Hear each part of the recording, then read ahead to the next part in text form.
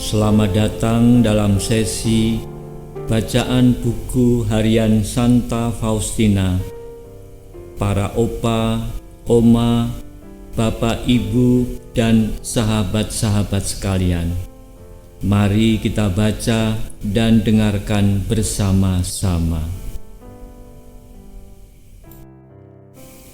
Buku harian Santa Faustina nomor 31 sampai 35. Sekali peristiwa, aku melihat suatu himpunan besar manusia di dalam kapel kami, di depan kapel dan di jalan. Sebab di dalam kapel tidak ada cukup ruang bagi mereka. Kapel itu terhias indah untuk suatu pesta. Ada banyak imam di dekat altar, dan juga suster-suster kami serta suster-suster dari banyak kongregasi lain. Mereka semua sedang menantikan orang yang akan mengambil tempat di altar. Tiba-tiba, aku mendengar suara yang mengatakan bahwa akulah yang harus mengambil tempat di altar. Tetapi begitu aku meninggalkan lorong untuk melintasi halaman dan masuk ke kapel, mengikuti suara yang sedang memanggilku, semua orang mulai melemparkan kepadaku apa saja yang mereka pegang: lumpur, batu, pasir, sapu.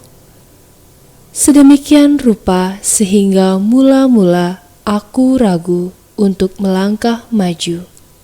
Tetapi suara itu terus memanggilku, bahkan lebih sungguh-sungguh. Maka aku berjalan dengan tegar. Ketika aku memasuki kapel, para superior, para suster, dan para siswi, bahkan orang tuaku mulai memukuli aku dengan apapun yang dapat mereka pegang. Dan dengan demikian, mau atau tidak, dengan cepat aku mengambil tempat di altar. Segera sesudah saya berada di sana, orang-orang yang sama, para siswa, para suster, para superior, dan orang tuaku, semuanya mulai menadahkan tangan kepadaku sambil memohon rahmat, dan di pihakku, aku tidak memiliki dendam sedikit pun terhadap mereka karena telah melempariku dengan segala macam barang tadi. Dan aku kagum karena aku merasakan suatu cinta yang sangat istimewa justru bagi orang-orang yang telah memaksaku untuk lebih cepat pergi ke tempat yang sudah ditentukan bagiku. Pada saat yang sama, jiwaku dipenuhi dengan kebahagiaan yang tak terperikan. Dan aku mendengar suara ini. Lakukanlah apapun yang engkau inginkan, dan selaras dengan kehendak-Mu. Bagikanlah rahmat kepada siapa saja yang engkau kehendaki, dan kapan saja engkau mau. Kemudian, sekonyong-konyong, penglihatan itu menghilang. Pada waktu yang lain, aku mendengar kata-kata ini. Pergilah kepada muder superior, dan mintalah kepadanya untuk mengizinkan engkau setiap hari melakukan adorasi selama 9 hari. Selama adorasi ini, cobalah menyatukan dirimu dalam doa dengan bundaku. Berdoalah dengan segenap hatimu dalam kesatuan dengan Maria, dan berusahalah juga dalam waktu ini melaksanakan jalan salib. Aku mendapat izin meskipun tidak untuk 1 jam penuh.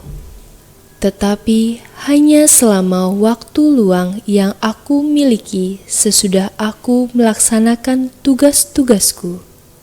Novena itu harus kulaksanakan dengan wujud untuk tanah airku.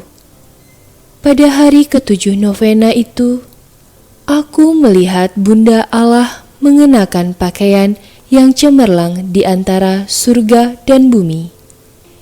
Ia sedang berdoa dengan tangan terkatup di dada dan matanya menatap ke surga. Dari hatinya terpancar sinar yang berapi-api, sebagian terpancar menuju ke surga, sedangkan sebagian yang lain menyelubungi negara kami. Ketika aku menceritakan hal ini dan sejumlah hal lain kepada bapak pengakuanku, ia berkata bahwa semua ini bisa jadi sungguh berasal dari Allah, tetapi dapat juga hanya sekedar ilusi.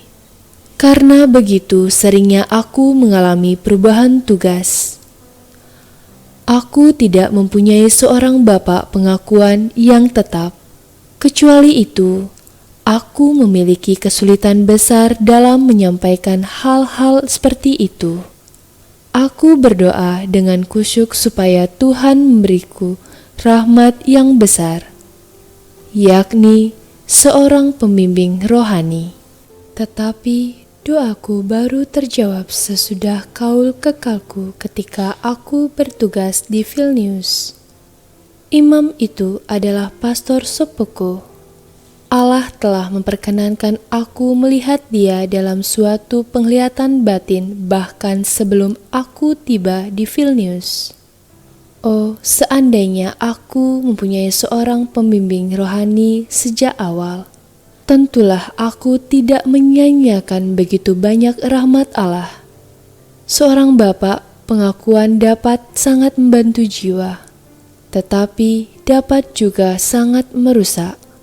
Oh, betapa seorang bapak pengakuan harus sungguh cermat dalam kaitan dengan karya rahmat Allah dalam jiwa orang-orang yang mengaku dosa kepadanya. Hal ini sungguh amat penting. Melalui rahmat yang diberikan kepada suatu jiwa, orang dapat mengetahui tingkat keakraban jiwa itu dengan Allah.